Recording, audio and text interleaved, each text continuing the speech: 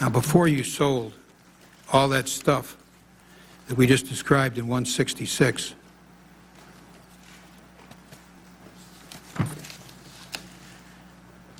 $600 million of Timberwolf securities is what you sold.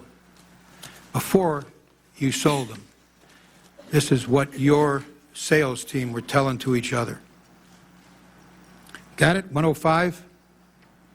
Yes, Mr. Chairman. Look what your sales team was saying about Timberwolf. Boy, that Timberwolf was one shitty deal.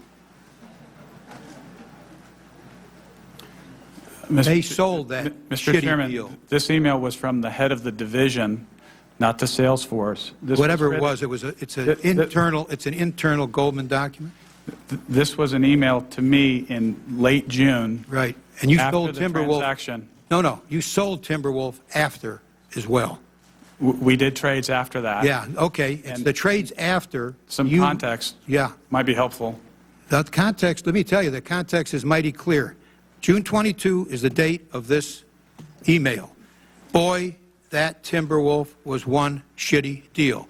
How much of that shitty deal did you sell to your clients after June 22, 2007?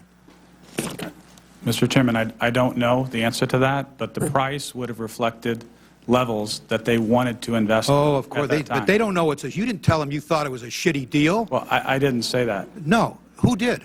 Your people, internally. You knew it was a shitty deal, and that's what your email shows. I think the context, the message that I took from the email from Mr. Montag was that my performance on that deal wasn't good. And I think the fact that we had lost money related to that wasn't good. How about the fact that you sold hundreds of millions of that deal after your people knew it was a shitty deal? Does that bother you at all? You sold to customers something? I don't recall selling hundreds of millions of that deal after that. All right. Let's take a look. Exhibit 166, series of emails. First is June 26, 07. That's after June 22.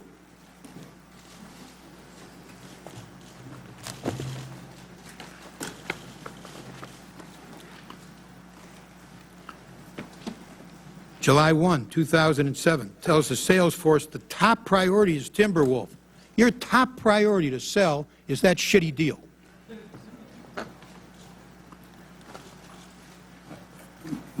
Mr. Chairman, my comment was I didn't recall the sales. You got it? That we were trying to sell. Okay, you're trying to sell a shitty deal, and it's your top priority. Come on, Mr. Sparks. Well, Mr. Chairman, should Goldman Sachs be trying to sell, and by the way, it sold it, a lot of it, after that date. Should Goldman Sachs be trying to sell a shitty deal? Well, can you answer that one? Can you answer that one, yes or no? There are prices in the market that people want to invest in things. I didn't use that term with respect to this deal. No, it's your sale. Well, who did use that term? Who's Tom Montag? Who's Daniel Sparks? That's me. Mr. And who's Tom? I know it is. Who's Tom Montag? Tom Montag was the head of the division at the time. And he was telling you on June 22, boy, that Timberwolf was one shitty deal. And then you got Exhibit 166, series of emails pushing the Goldman sales force to sell Timberwolf securities. First is June 26, 2007 email from GS Syndicate. That's your sales force. The sales force is told in 166, please focus on the CDO axes below, one of which is Timberwolf.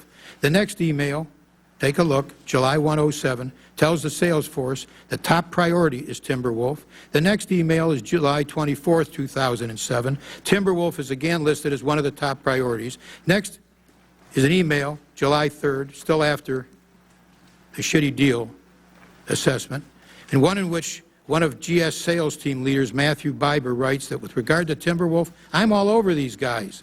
The last email, August 22, again highlighting Timberwolf as a top priority.